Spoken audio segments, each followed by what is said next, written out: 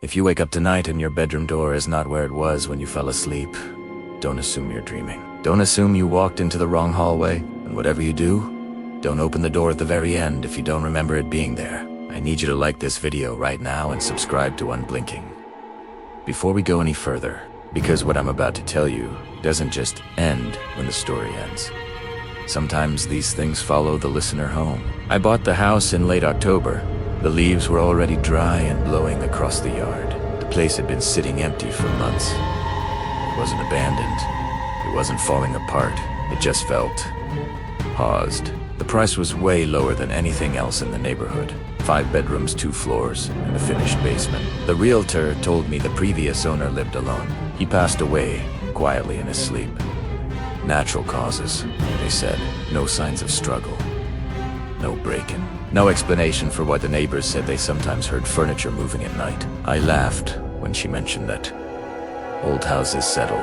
Pipes make noise. But the first night I slept there, the house didn't settle. It shifted. I remember the layout clearly. At the top of the stairs was a narrow hallway. 3 doors. My bedroom at the end. A bathroom across from it. A guest room beside that. Simple. At 3:01 a.m., I woke up. No sound had woken me. No dream. Just a feeling. The air felt tight, like the room had shrunk an inch on every side. I got up to get water. When I opened my bedroom door, the bathroom wasn't there. Instead, the hallway stretched farther than it should have. There were at least 6 doors, and the walls looked darker. I stood there, trying to process it. Maybe I was still asleep. Maybe my brain hadn't caught up with reality. I stepped into the hallway. The floor creaked differently. Not like wood, more like something shifting underneath. I walked toward where the bathroom should have been. Instead, I found a staircase going down. But I was already upstairs. I turned around quickly. My bedroom door was still behind me, but it looked slightly different. The paint was chipped. The handle older. I opened it. Inside wasn't my room. The bed was smaller. The walls were yellowed. There was an old rotary phone sitting on a desk I didn't own. And it was ringing. I didn't answer it. I closed the door slowly. The hallway felt colder now. I tried another door. This one led to a dining room. A long wooden table covered in dust. Chairs pulled out unevenly. At the head of the table sat a dark shape. It didn't move. It didn't breathe, but I knew it wasn't furniture. I shut the door and backed away. That's when I heard it for the first time. A dragging sound. Slow. Heavy. Like something with long limbs pulling itself across the floor. It wasn't coming from one room. It was coming from the walls themselves. I ran back into the door that used to be my bedroom. This time it was my room. Normal. I locked it and didn't sleep again. Morning came. 3 doors in the hallway. Bathroom across. Guest room beside it. Everything normal. I told myself it was stress, new house nerves, imagination. The second night, I prepared. I placed tape markers beside each door. I set up my phone to record the hallway. I stayed awake until 2:59 a.m.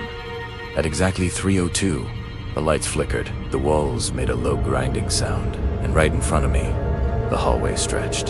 The tape markers slid sideways across the wall like they were stuck to something moving underneath. Doors shifted positions.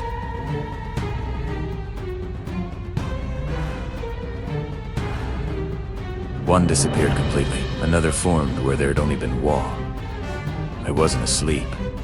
I was watching it happen. The dragging sound returned, and at the far end of the hallway, something stood up from the floor. It unfolded.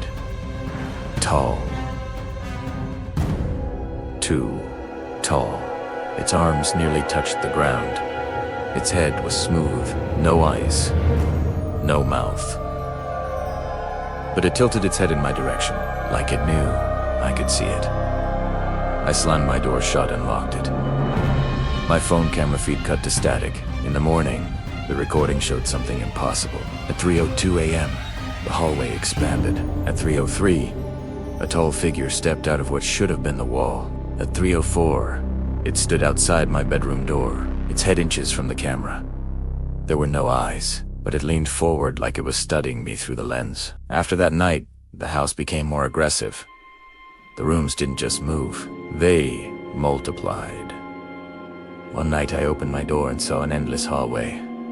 Hundreds of doors, each one slightly open. And behind every door, I saw something familiar. My childhood kitchen, my old college dorm, my first apartment, rooms from my life. Every place I had ever slept. I walked toward one. Inside was my childhood bedroom, exactly the way it looked when I was 10. Posters on the wall, same desk, same broken lamp. And on the bed sat a small version of me. He looked up, and he didn't blink. I closed the door. My breathing was shallow now. The house wasn't creating random rooms. It was using my memories, rearranging my life. One night, I didn't try to escape. I stepped into the hallway, calmly. The creature was there, waiting. It opened a door for me. Inside was complete darkness, not a room, just empty space. But floating in that darkness were doors. Thousands of them, each one slightly open. Behind each one, I saw a version of myself. Some sleeping peacefully, some wandering hallways, some screaming, some lying still. The creature stepped closer. Its fingers dragged across the floor behind it, scratching deep lines into the wood. I realized something then. The house doesn't rearrange its rooms. It rearranges you. Every night, it moves you into a slightly different version of itself. If you choose the wrong door, you don't wake up in the same house. You wake up in another one, another layer, another version.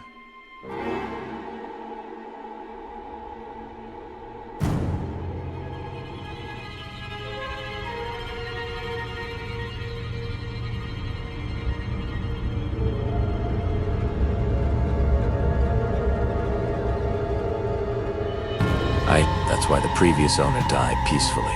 He didn't die. He just stopped finding his way back. I tried to leave the house the next day, but the front door opened into a hallway. The window showed rooms instead of the yard. The basement stairs led up. The house was folding in on itself. That night, I heard knocking. 3 slow taps on my bedroom door. I didn't move. 3 more taps. Then a whisper. Sounded like my voice. Open the right one. I don't know which one is right anymore. It's 2:57 a.m. right now as I'm telling you this. The walls are already shifting. The dragging sound is getting closer. If this video uploads, it means I've found my way back this time. If I don't post again on Unblinking, then I opened the wrong door. Before this ends, I need you to comment something. If your house rearranged itself tonight, would you explore or would you hide? Share this story with someone who lives alone, and subscribe to Unblinking, because some houses don't need to be haunted. They just need you to fall asleep.